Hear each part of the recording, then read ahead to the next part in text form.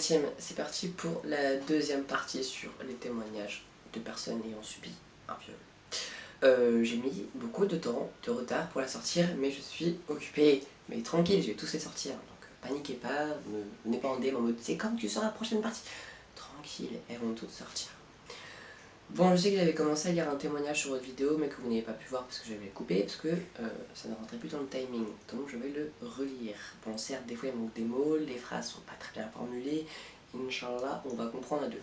Toujours muni de mon fameux téléphone, donc si je ne regarde pas, c'est tout à fait normal. Et sachez qu'il y a mon copain qui est caché derrière, mais il vous le dira pas. Alors, c'est parti. Bien sûr, je dis pas les prénoms, même si des fois on m'a dit ouais, tu peux le dire et tout, j'ai pas retenu qui voulait, donc... ceux qui passeront par là, vous reconnaîtrez votre témoignage directement. C'est parti. Bon, je ne suis pas complètement... Là, j'ai bugué, donc on va continuer. Je suis en spichothérapie, je sais pas du tout ce que c'est, ou spichothérapie. Depuis plus d'1 an, j'ai fait 2 TS, même si les médecins en comptent 3. Je me reconstruis encore aujourd'hui, mais grâce à ces efforts, je peux m'ouvrir aux autres et faire aussi plus attention et me dire que ce n'est pas moi qui ai cherché, j'avais que 6 ans. Un enfant ne cherche pas, il ne sait pas vraiment ce qui se passe et il obéit entre guillemets à une personne plus grande. On se dit qu'on peut lui faire confiance car c'est un grand, il avait 13 ans. Je m'en suis toujours voulu, mais maintenant je suis plus dans la colère contre cette personne et surtout contre les parents qui n'ont rien fait alors qu'ils avaient remarqué que je changeais. Je me renfermais sur moi-même et je ne parlais pas plus vraiment. Et par-dessus tout ça, je suis devenue une victime à l'école, harcèlement scolaire, car j'étais recroquevillée sur moi. Ça m'a bouffé la vie pendant plus de 26 ans. Ma psychologue m'aide énormément et aujourd'hui ça va mieux. Et même grâce à cela, j'arrive à aider les personnes qui sont ou ont été dans une de ces situations. Donc là, ce qu'il faut retenir, c'est que la personne, malgré ce qu'elle a vécu, a réussi, bon, avec beaucoup d'années, à passer au-dessus. Avec l'aide d'une psychologue, donc comme je vous ai déjà dit, si vous avez besoin de parler, bah, soit vous avez votre famille, même si c'est plus dur, vos amis, moi-même, je commence à avoir l'habitude maintenant, ou sinon des personnes plus spécifiques comme des psychologues et j'en passe. Mais en tout cas, bravo d'être passé au-dessus, je suis très fière de toi. Ensuite, deuxième témoignage de cette vidéo. Il était sur mon corps, ou pas tout à fait, il ne me dominait pas par la taille, il était plus petit, de loin même.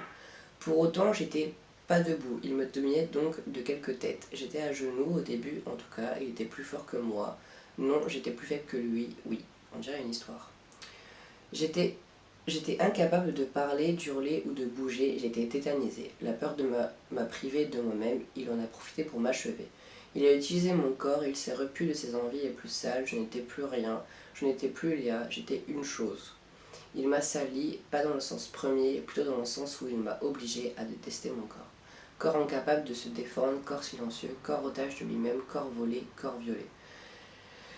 J'ai longtemps renié le mot viol, ce que j'ai vécu ne pouvait être un viol, cela ne pouvait m'arriver à moi, puis mon entourage me l'a bien fait comprendre, on ne viole pas les moches ni les grosses. Ouf.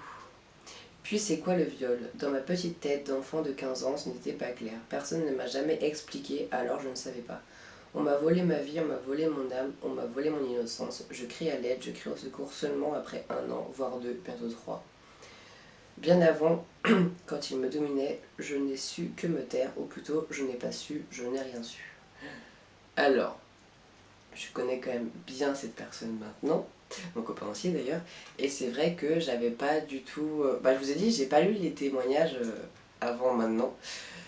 Donc déjà c'est quand même bien raconté, je trouve que ça explique tout mais de manière assez poétique si je puis dire, donc c'est pas non plus trash, mais c'est vrai que je m'attendais pas à ça. Peut-être ça explique maintenant ton orientation sexuelle, c'est fort possible, mais si t'as besoin d'en parler maintenant et que tu y arrives, va en parler maintenant et va te décharger de ce fardeau-là, parce que je sais que même moi je ne sais pas si tu viendras m'en parler après avoir vu que je te dis le témoignage. Mais maintenant je le sais, je ne savais pas, et c'est vrai que je m'y attendais pas du tout. Voilà. Mais tout ce que j'ai à dire c'est que vu la personne que je connais, tu as toujours le sourire, tu es toujours voilà, tu fais tes petites créations et tout, et franchement je pouvais pas me douter que tu avais vécu ça. Donc si tu as besoin d'en parler, je suis là. Voilà. Passons au prochain. Salut, je fais ce témoignage de manière totalement anonyme. Je sais même plus qui me l'a fait. Durant l'année de 6e, pendant un an, une personne de ma famille, mon cousin qui était majeur au moment des faits, quand on se voyait, très souvent, petit mot oublié, m'agressait sexuellement ou me violait. Ça pouvait être la nuit comme le jour. Suite à ça, j'ai fini par en parler et une plainte a été déposée. Je préfère pas développer cette histoire, plus que ça, désolé. Il a lui-même avoué, mais s'est juste retrouvé avec un an de prison avec sursis et a pu continuer sa vie comme si de rien n'était. Ma famille s'est donc retrouvée entièrement divisée, donc il n'y a plus de repas de famille, d'événements en famille, et ce pour toujours. Et bah, ma voix se casse. J'ai très mal vécu cette expérience, j'ai commencé à me mutiler, à faire des tentatives de suicide, j'étais réellement dans un mal total. Quelques années plus tard, je suis sortie avec un gars qui m'a quitté parce qu'on n'était pas sur la même longueur d'onde. Je voulais prendre mon temps pour avoir des relations sexuelles, j'étais pas prête. J'ai fini quelques temps plus tard à me faire à l'idée d'avoir des relations sexuelles et avec mon ex, un autre. Quand on était ensemble l'année dernière, j'ai accepté de coucher avec lui. Mais un jour, il voulait absolument terminer, mais il n'y arrivait pas. Et au bout d'une heure, j'en pouvais plus. Je lui ai demandé d'arrêter, mais il voulait pas. J'étais de plus en plus fatiguée. Il absorbait toute mon énergie. Je finissais par m'endormir. Il me gueulait dessus pour que je me réveille et j'avais beau le supplier, il n'a pas arrêté. Au final, ça a duré 3h30. No joke, on avait mangé McDo à midi, puis c'est après le McDo qu'on avait commencé et je suis ressortie, il faisait nuit, c'était le soir. Au final, je suis restée dans cette relation toxique 3 mois, jalousie maladive, tromperie, parce que je ne racontais, menace. J'ai réussi à me remettre en grande partie, c'était grâce à des personnes fabuleuses, même si actuellement ils ne font plus tous partie de ma vie. Et j'ai réussi à me remettre totalement grâce à mon copain actuel qui est hyper compréhensible et toujours là pour m'aider à aller bien. Je sais qui allait, je sais. Je crois que je me suis pas perdue. Non, tout allait bien, mais il y a quelques semaines, j'ai fait une soirée qui a dégénéré. Et du coup, avec quelques personnes, on s'est barré. Tout le monde est parti dormir, il ne restait plus qu'un matelas pour moi et un mec. Il y a ce mec, il a tout fait pour me bourrer sans que je me rende compte. Il a réussi. Et quand je me suis endormie, il a vérifié que je dormais. Il s'est collé à moi. Il a commencé à passer sa main sous mon t-shirt. Je l'ai senti. Je lui ai foutu un coup de coude. J'étais trop dans les vapes pour avoir une meilleure réaction. Et je me suis endormie directement après. Du coup, je sais pas ce qui s'est passé. Je me suis réveillée. Il s'était recollé à moi. Malgré que je sois au bord de tomber du matelas. J'ai des vidéos preuves. Hein. J'ai réveillé les gens. J'en ai parlé. Ils m'ont pas cru. Ou ils s'en foutaient. Du coup, ils m'ont même laissé seule avec lui dans leur intérêt. Et après, je me suis fait traiter comme une merde. Quelques heures plus tard, chez moi, j'ai vomi. Super, j'ai la phobie du vomi. J'ai passé une semaine dans un mal total, non seulement à cause de ce qui s'est passé, mais aussi parce que ça a fait remonter tous les souvenirs. Mon copain est resté là pour moi. Maintenant, je vais partiellement mieux. J'arrive à faire la part des choses, à distinguer mon copain de ce qu'il s'est passé. J'arrive à penser à autre chose une majeure partie du temps. Mais j'en dors plus la nuit, j'ai trop peur. Je dors, mais en insomnie totale, donc très peu. Et j'en pleure encore assez souvent. Ah, et j'ai cherché si j'avais pas loupé des trucs, si j'avais pas quelque part d'indice. J'ai une vidéo de moi bourré, c'est là que j'ai appris que j'étais bourré. Et avec des amis, on a déchiffré la vidéo et il m'avait proposé de me payer. En gros, il m'a prise pour une prostituée. Et comme je ne l'avais pas écouté à ce moment-là, il a fait après comme s'il ne m'avait rien dit. Voici la fin de mon témoignage. Bisous et prenez soin de vous. Alors, je sais exactement qui a fait ce témoignage-là aussi. Et tu vois, mais moi, je savais pas que il y a quelques semaines, ça t'était arrivé. Je vois pas pourquoi tu me l'as pas dit. Je vais t'engueuler en privé. Non, je rigole, c'est pas mon but. Mais déjà que t'as un copain qui te comprenne et tout, qui te croit, c'est bien. T'as un copain qui veut pas lui casser la gueule, c'est bien aussi. Mais je sais que tu montres toujours que tu vas y arriver seul à te relever et tout. Mais tu peux en parler aussi.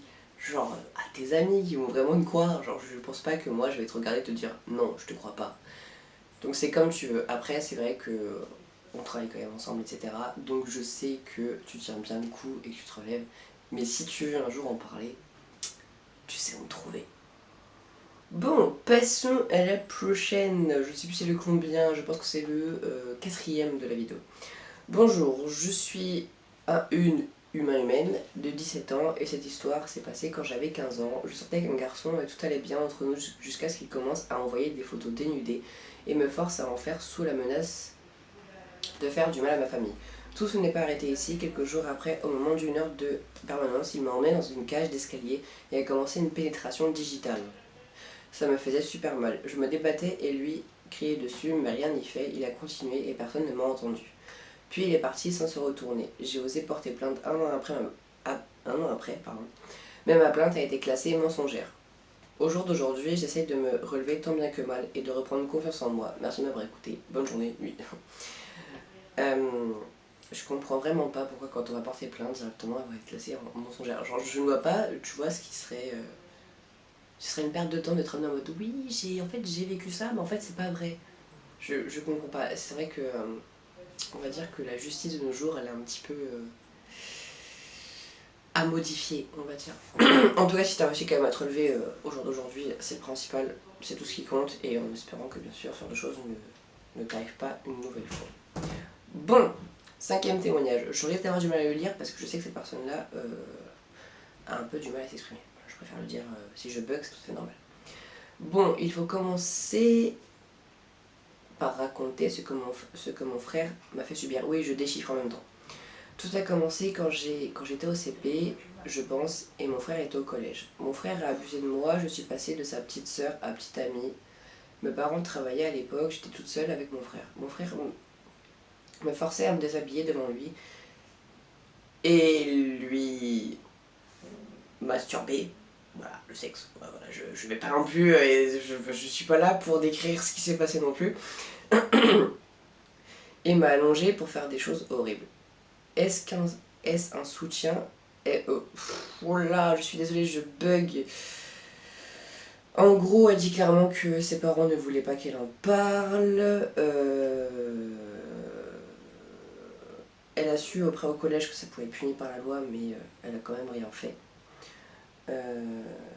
Après, c'est vrai qu'en général, sa mère n'était pas forcément de son côté, c'était plus son père, donc c'était assez tendu dans sa famille.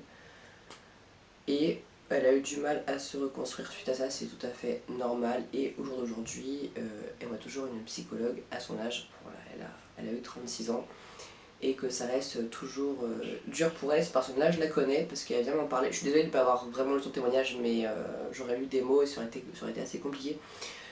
Mais c'est vrai que je peux en parler, on va dire, pour toi. C'est un moment qu'elle a vécu très mal parce qu'elle m'en parle très souvent. Ça lui donne souvent, comme elle dit, des nuages noirs.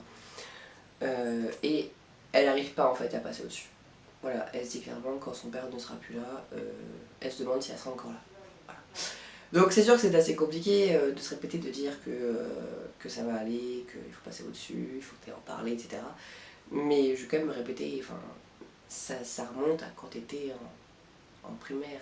Maintenant tu as 36 ans. Tant que tu n'as pas revécu ça après, c'est con de le dire, mais c'est principal. Et j'espère que tu ne reviras pas ça une nouvelle fois. Mais en tout cas, sache que tu n'es pas forcément toute seule. Regarde, il y en a plein qui l'ont aussi vécu, donc si tu veux leur en parler, ils t'écouteront aussi. Bon, prochain témoignage. Je sais pas si ce sera le dernier ou pas, ça dépendra si moi ça du temps. Salut, je vais te parler de mon viol. C'était l'année dernière, à peu près, et je suis allée chez un ami qui n'habitait pas loin de chez moi. Je me suis dit, on va sûrement jouer à des jeux vidéo, etc. Mais pas du tout, je suis arrivée et il était très bizarre avec moi, donc très proche physiquement, et tout d'un coup, il ferme sa porte de chambre à clé. Moi, je comprends pas ce qui se passe, lui demande, mais il ne dit rien. Je commence à rire car j'ai un rire nerveux. Je suis exactement pareil que toi. Il me gifle directement, après il commence à me déshabiller alors que je me débattais et hurlais pour qu'il arrête, car j'avais très bien compris ce qu'il voulait. Mais il a continué et il s'est passé ce qu'il a voulu. Alors que je lui avais clairement dit non, ça a duré 2 heures. Pendant 2 heures, il m'a fait subir ça. J'ai saigné, j'arrivais même plus à marcher pour rentrer chez moi, alors que j'habitais pas loin. Le pire, c'est que je me suis dit que c'était de ma faute, que j'ai dû faire quelque chose qui lui a fait penser que je voulais, mais non. Pas du tout, donc je ne suis jamais allée porter plainte car j'avais peur des réactions des gens qui m'entourent. Donc je me suis tue. Mais plus tard, j'ai rencontré une personne qui m'a révélé qu'il lui arrivait la même chose et qu'on n'a strictement rien fait pour que ça arrive. Grâce à cette personne, j'ai réussi à en parler à mes amis et je commence enfin à avoir confiance en moi et à me dire que j'y suis pour rien et que c'était juste lui le fautif. Bref, voilà, maintenant ça va un peu mieux, sauf quand je le croise. Mais je remercierai jamais cette amie. Mais je remercierai jamais assez cette amie de m'avoir parlé de ce qu'elle avait vécu pour que je me libère. On va s'arrêter là aujourd'hui. Parce que ça fait déjà beaucoup que je vois que les gens font du bruit alors que je suis en train une vidéo.